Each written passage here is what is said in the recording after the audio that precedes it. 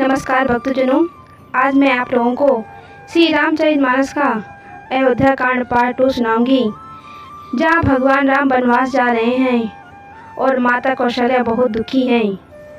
और भगवान अपनी माता को समझाते हैं कि माँ, तू ज़्यादा दुखी मत हो, मैं जल्दी वापस आ जाऊंगा।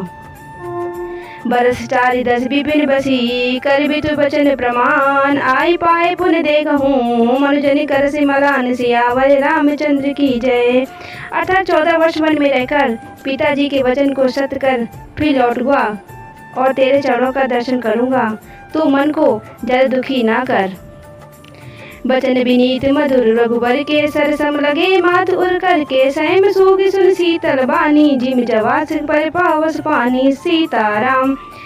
अर्थात रघुकुल में श्रेष्ठ श्री राम जी की ये बहुत ही नम्र और मीठे वचन माता के हृदय में बाढ़ के समान लगे और कसकने लगे। उस शीतल वाणी को सुनकर कौशल्या वैसे ही सहम कर सूख गई, जैसे बरसात का पानी पड़ने से जवासा सूख जाता है। कहीं न जाए कुछ हृदय बिसाधु, मनो मगी सुन के हरिनाधु, नयन सजल तन थर थर कापी, माँ जय खाए वीनु जन मापी सीताराम। अर्थात हृदय का विषाद कुछ कहा नहीं जाता। मानव सिंह की गर्जना सुनकर हिरनी व्याकुल हो गई हो, नेत्रों में जल भर आया, शरीर थर थर कांपने लगा, मानो मछली मांझा खाकर बेहोश हो गई हो। धरि धीरज सुत बदर निहारी, गद गद बचन कहत महतारी, तात पिताई तुम प्राण प्यारे, देख मुदित नित चरित तुम्हारे सीताराम।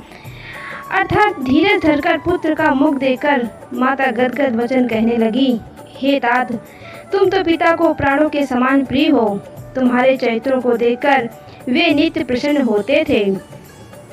राजू देन कई शुभ दिन साधा, कहो जान बन के अपराधा, तात सुनावई मोहि निदानु, को दिन कर कुल भयो कृशानु सीताराम। अर्थात राज देने के लिए उन्होंने ही शुभ दिन बिचराया था, फिर अब किस अपराध से वन जाने को कहा। हे तात, मुझे इसका कारण सुनाओ। सूरवंश को जलाने के लिए अग्नि कौन हो गया? निरखि राम रुक सचिव सुत, कारिन कहो बुझाए, सुनि प्रसंग रही मुख जिम, दशा बरनी नहीं जाए, सियावर रामचंद्र की जय। अर्थात तब श्री रामचंद्र जी का रुख देखकर मंत्री के पुत्र ने सब कारण समझाकर कहा।